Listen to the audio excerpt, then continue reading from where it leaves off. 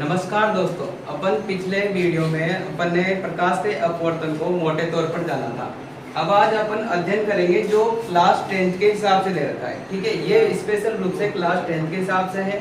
अपन प्रकाश के अपवर्तन को एक कांच की पट्टिका में समझेंगे कि कांच की पट्टिका में प्रकाश का अपवर्तन कैसे होता है। ठीक है, तो ज्यादा टाइम न लेते हुए वीडियो को स्टार्ट करते हैं।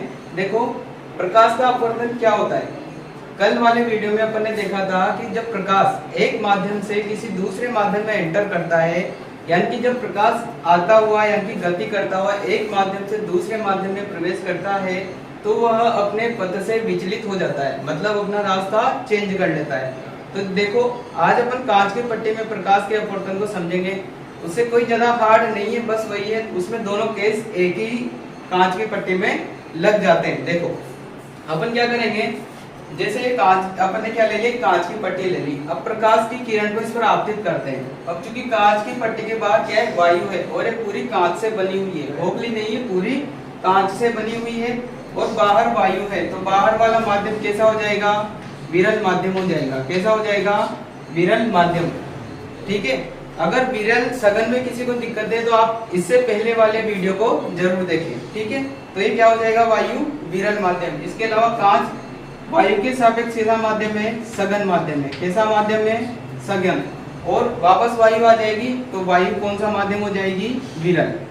ठीक है, तो विरल से सघन में आना, सघन से विरल में जाना, एक साथ समझते हैं। देखो पहले क्या करते हैं, एक अभिलंब बनाते हैं। क्या बनाते हैं, अभिलंब। ये मैंने क्या बना दिया, अभिलंब। और एक प्रकाश की किरण आपतित करते हैं इस पर। ये प्रकाश की किरण मैंने क्या कर दी, आपतित कर दी।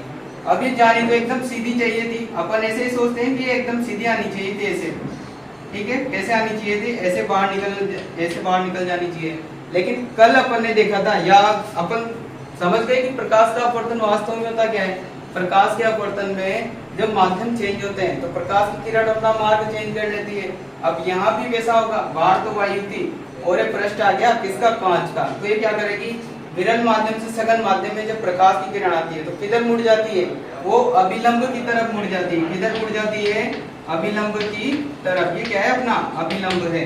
ठीक है, तो अभिलंब की तरफ झुक जाएगी, यानी कि इस रास्ते पर तो नहीं जाएगी, थोड़ा इधर आ जाएगी।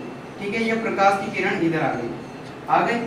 अब ये क्या ऐसे सीधे जाएगी क्या, वापस ऐसे सीधी जाएगी क्या, ऐसे सीधी नहीं जाएगी। क्यों नहीं जाएगी, क्योंकि अब वापस यहाँ क्या हो गया, माध्यम चेंज हो गया। कांच से क्या आ गया, वायु, यानी कि सघन माध्यम से कैसा माध्यम आ गया, विरल माध्यम।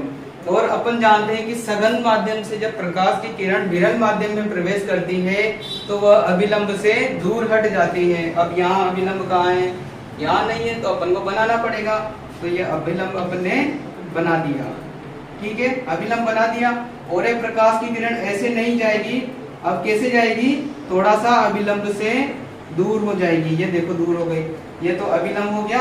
और ये ऐसे जानी चाहिए थी, पर ये कैसे चल गई, थोड़ा अभिलंब से दूर चली गई। तो जो कांच की पट्टी थी उसमें प्रकाश कैसे गति करता है, पहले आपतित किया अपन ने, फिर अभिलंब से क्या हो गई, वो थोड़ा पास आ गई। जिधर जाना था उधर तो नहीं गई, थोड़ा पास आ गई।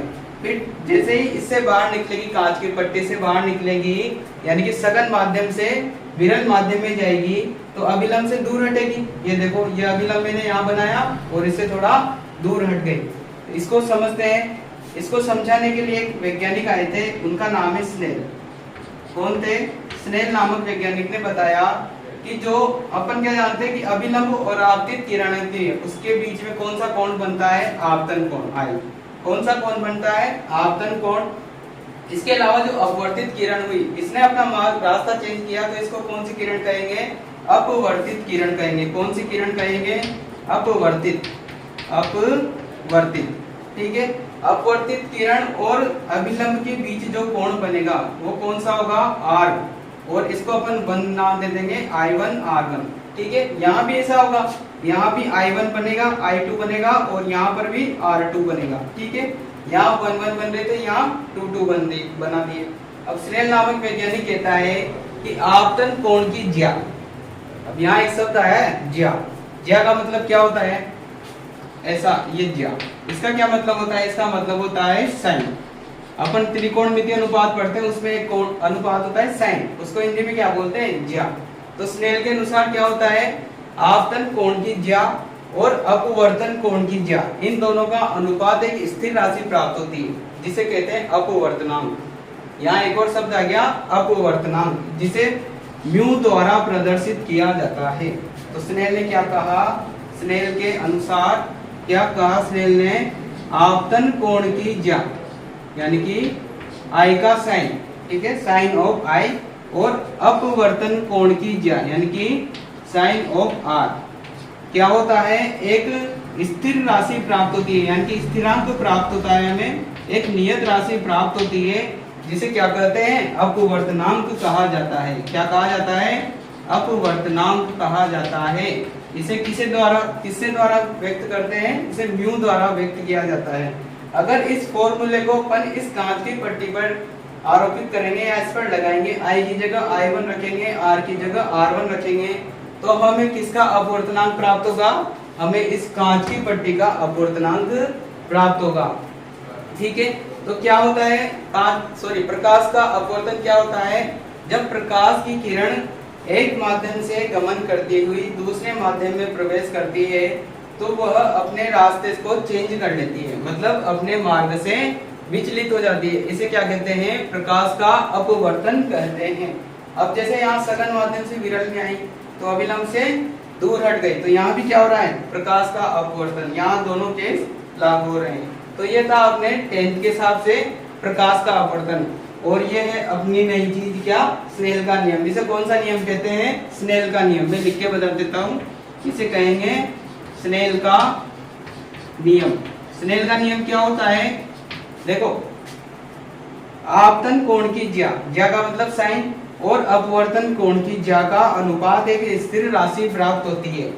क्या कौन सी राशि प्राप्त होती है, स्थिर। स्थिर का मतलब एक फिक्स राशि होती है। जैसे कांच के लिए अगर मान लो 2.4 आया, इस कांच के लिए कितना आया, 2.4, तो आई का मान तो आप लोग कितना भी चेंज कर लो, हमेशा आर का मान उतना ही चेंज होगा कि मान कितना रहे, 2.4। इसका मतलब क्या हुआ, एक स्थिर राशि प्राप्त होती है। इसे क्या कहा जाता है, इसे अपवर्तनांक भी कहा जाता है। तो ये था 10th क्लास के हिसाब से प्रकाश का अपवर्तन। आई होप आप सबको समझ में आया होगा। और जैसा कि मैंने पहले के वीडियो में भी बताया कि आपकी जो भी टॉपिक में डाउट हो वो आप हमें डीएम कर सकते हैं हमारे इंस्टाग्राम पेज पर, आप हमें यूट्यूब पर भी फॉलो कर सकते हैं, वहाँ हमारा चैनल है जो आप देख रहे हो अभी वीडियो, इस पर कमेंट में बताएं कि आपके कौन से टॉपिक में आपको प्रॉब्लम आती है। हम कोशिश करेंगे कि आपको जो जिस टॉपिक में जो प्रॉब्लम आ रही है उसको आपके लिए आसान बनाने की कोशिश करेंगे। Thank you.